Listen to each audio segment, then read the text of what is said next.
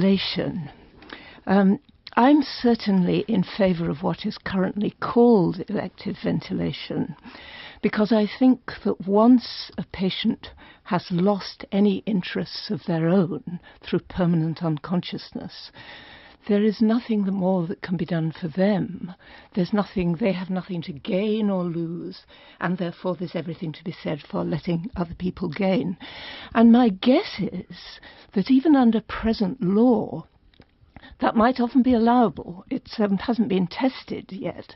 But given that a lot of people positively want to donate their organs, and given that our current mental incapacity law says that you should take into account what the wishes of the person were before they became mentally incapable, I think it is at least arguable that it would be in their interests to have elective ventilation.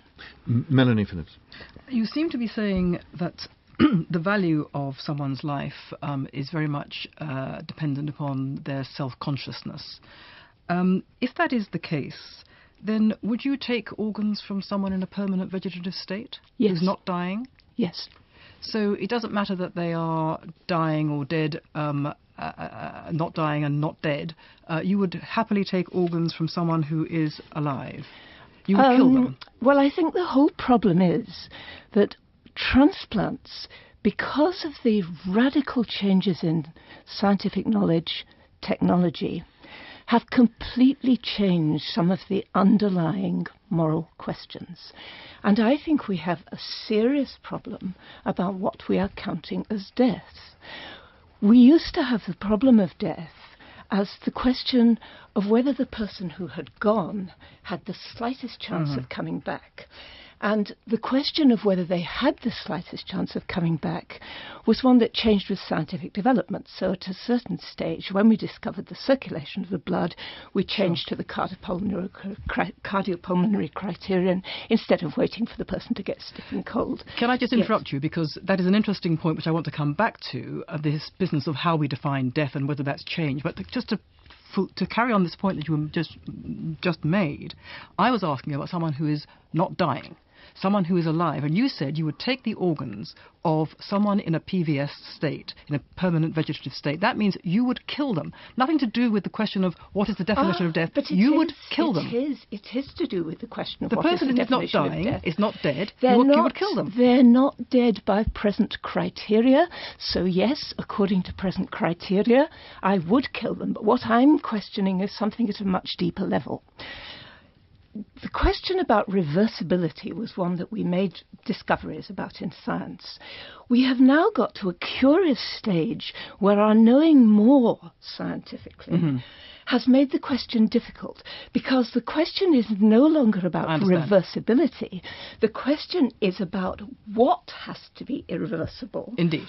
And at the moment, they happen to have decided, and it's very hard to make this coherent, that when your brain stem has gone, you are dead, even though... Sure.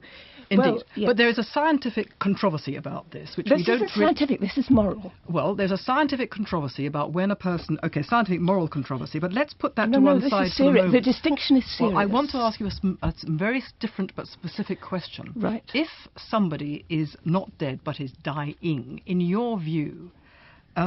it would seem to me that the case that you really don't, it doesn't matter whether the person is dying or alive, you would take the organs. Do you not have a very, very brutalized and reductive view of humanity, that we are simply no more than a bag of body parts? Doesn't matter whether we're dying, whether we're dead, whether we're living, you would happily just take the organs in the interests of other people. Happily is a strange word. Is that not a very uncivilized position for you to take? Well, that's an extraordinary view. That's begging all the questions. Let's go back to this question of whether somebody is dead. If we know now that bits of people can terminally finish at different times, the question is the moral one of which one's departure is going to matter. Now, that happened when they took on the cardiopulmonary criterion. Lots of things go in the body. Go on in the body, whether they're alive or not. You are begging the question. I'm discussing the question of whether they're alive, and you are telling me that I'm doing something while they are not alive, while they are alive. Clever. Now, this is simply not taking the point of the argument. It's presupposing the point at issue. Claire Fox. It would seem that another ethical dilemma, is that of the intention of the doctors. And we know that elective ventilation was made illegal because we see doctors as only intervening to help or cure a patient. Surely elective ventilation now asks doctors to actually intervene with no interest in the patient at all. They have to say, I don't care about you, I'm not doing this because it's good for you, I'm doing it because it's good for your organs. I'm doing it because you have no further interest either in having or not having treatment.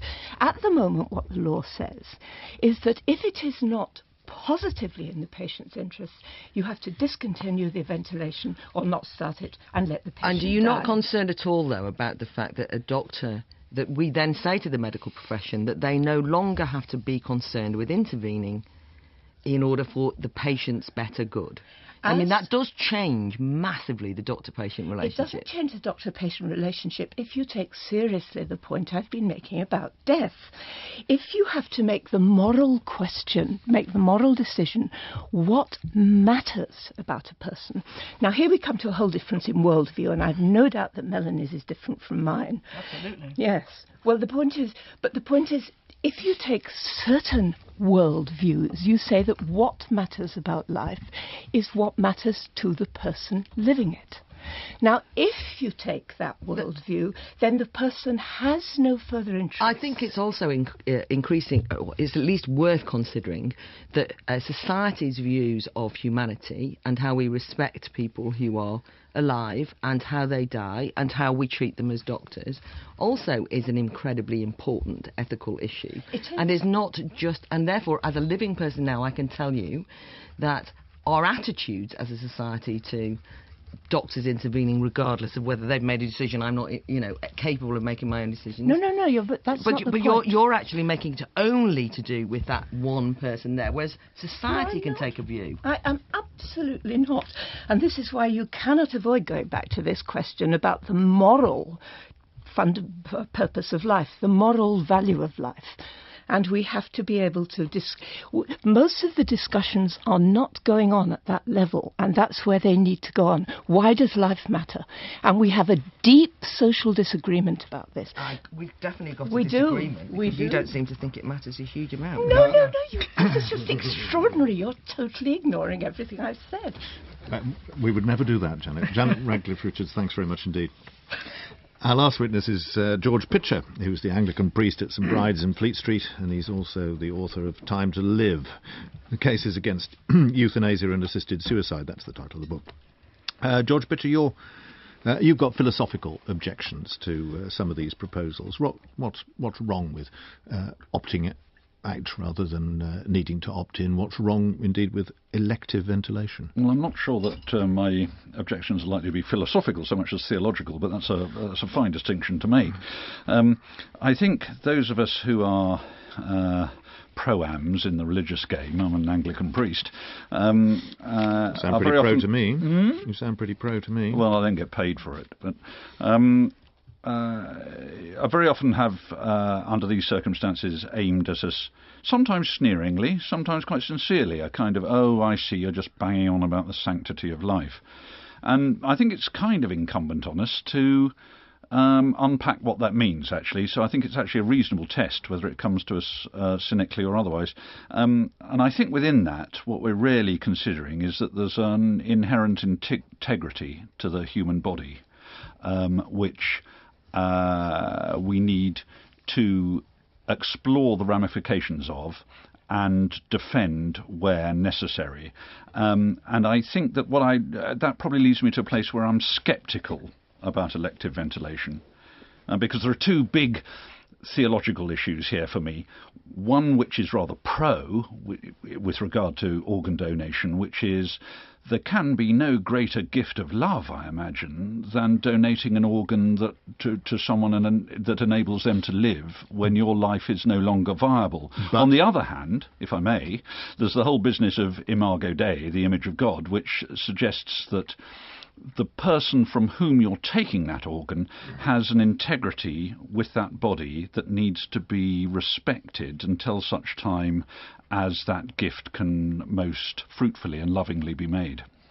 Anne McElroy. So do you